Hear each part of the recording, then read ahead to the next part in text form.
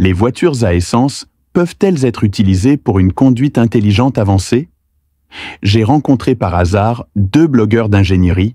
L'un disait que les voitures à essence ne pouvaient pas être utilisées pour une conduite intelligente et l'autre disait que les voitures à essence pouvaient être utilisées pour une conduite intelligente.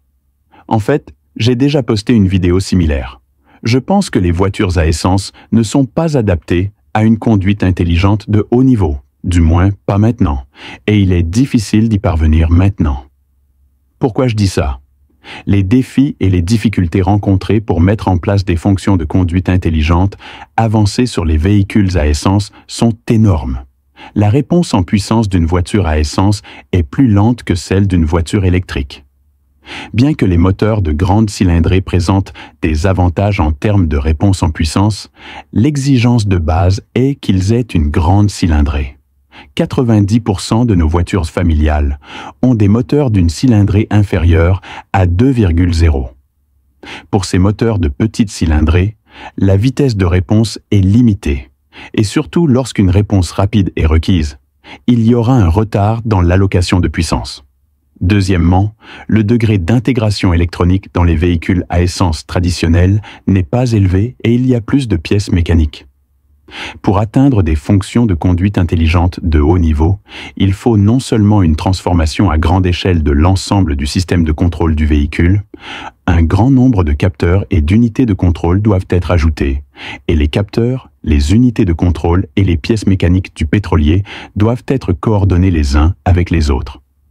L'intégration des systèmes est difficile, et les coûts de R&D et de développement sont très élevés. Même si ce produit est développé, ces coûts seront finalement répercutés sur les consommateurs et le prix de vente sera très élevé.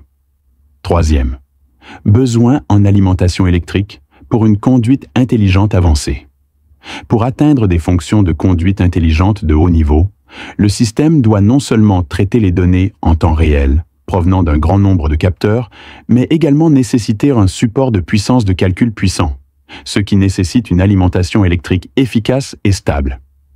Alimenter des véhicules à carburant conventionnel avec 12 volts est totalement impossible, et un système de 48 volts peut répondre à certains besoins intelligents de base. Fonctions de conduite, telles que le stationnement automatique, le régulateur de vitesse adaptatif, etc. Mais il est clair qu'une conduite intelligente plus complexe et plus avancée est impossible. Afin de prendre pleinement en charge les fonctions de conduite intelligente avancée, il est nécessaire d'augmenter la capacité de la batterie et l'alimentation électrique. S'agit-il d'une voiture à essence ou d'une voiture hybride? Enfin, les coûts de maintenance augmenteront également en raison de... Cela implique l'ajout d'un grand nombre de capteurs et de commandes basés sur les véhicules à carburant conventionnel, ainsi que l'ajout de pièces, ce qui entraînera inévitablement une augmentation des coûts de maintenance. Les problèmes mentionnés ci-dessus ne se rencontrent pas principalement dans les tramways, qui ont donc un avantage naturel en matière de conduite intelligente de haut niveau. Les véhicules à carburant conventionnel entraînent des coûts importants en matière de recherche, de développement et de modification, et pas seulement au niveau des ventes finales du véhicule.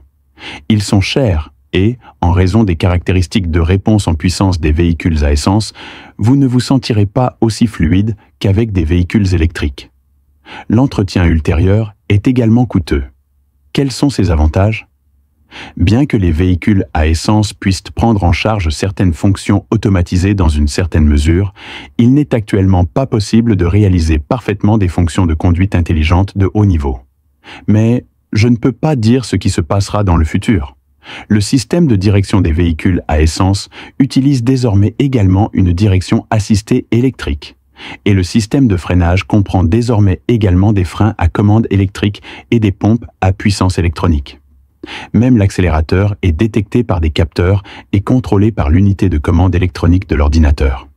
Une fois que l'intégration électronique des véhicules à essence sera plus avancée, elle ne sera pas trop difficile à mettre en œuvre. Bien sûr que non, je ne soutiens pas les voitures électriques. Les amis qui ont regardé mes vidéos savent que je parle toujours de voitures à essence, mais les voitures à essence présentent des inconvénients lorsqu'il s'agit d'atteindre une conduite intelligente de haut niveau. C'est tout pour aujourd'hui sur la chaîne automobile. Rendez-vous dans la prochaine vidéo. Au revoir.